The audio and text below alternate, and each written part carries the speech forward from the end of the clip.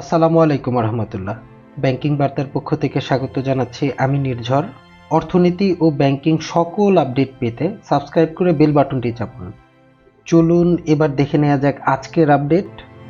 তারা ব্যাংকের কত টাকা নিয়েছেন নিজেরাও জানেন না, বলেছেন গভর্নর। বাংলাদেশ ব্যাংকের গভর্নর আহসান এইচ মনসুর বলেন, এস আলম সহ বড় কয়েকজন ব্যবসায়ী ব্যাংক থেকে কে কত টাকা নিয়েছেন তা তারা নিজেরাও জানেন না। আমরাও এখনো পুরোটা জানতে পারিনি। তবে ব্যাংকগুলোর সম্পদের মান যাচাই শুরু হয়েছে, পাশাপাশি ফরেনসিক নিরীক্ষা করা হচ্ছে। এতে বেরিয়ে আসবে কে কত টাকা নিয়েছেন, সুবিধাভোগী কারা ছিল। চলতি 2024-25 অর্থ বছরের দ্বিতীয়ার্ধে মুদ্রানীতি ঘোষণা উপলক্ষে আয়োজিত সংবাদ সম্মেলনে সাংবাদিকদের প্রশ্নের জবাবে বাংলাদেশ ব্যাংকের গভর্নর এই কথা বলেন। আজ কেন্দ্রীয় ব্যাংকে এই সংবাদ সম্মেলনটি অনুষ্ঠিত হয়।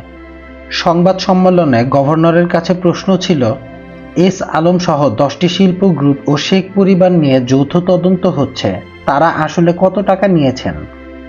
জবাবে গভর্নর বলেন, প্রাথমিক হিসেবে এস আলম একা 1,25,000 কোটি টাকা নিয়েছেন।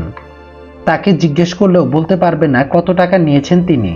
সাবেক ভূমিমন্ত্রী সাইফুজ্জামান চৌধুরী বিদেশে 350 বাড়ি কিনেছেন, এ বাড়ির ঠিকানা তিনি দিতে পারবেন না।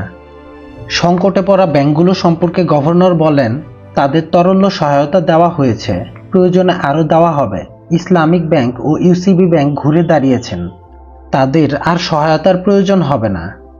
আমানতকারীদের স্বার্থ দেখা বাংলাদেশ ব্যাংকের কাজ, সেটাই করা হচ্ছে। 1 থেকে 1.5 বছরের মধ্যে সংস্কার করা হবে, এর ফল পেতে সময় লাগবে। সব প্রক্রিয়া শেষে পুরো ব্যাংক খাতকে শক্তিশালী ভিত্তি দিতে 3 থেকে 4 বছর সময় লাগবে। সবাইকে অসংখ্য ধন্যবাদ ভিডিওটি দেখার জন্য। ব্যাংকিং সকল আপডেট পেতে লাইক, শেয়ার এবং সাবস্ক্রাইব করে পাশে থাকুন। দেখা হবে পরবর্তী কোনো ভিডিওতে। সে পর্যন্ত সুস্থ থাকুন, ভালো থাকুন। আসসালামু আলাইকুম রহমতুল্লাহ।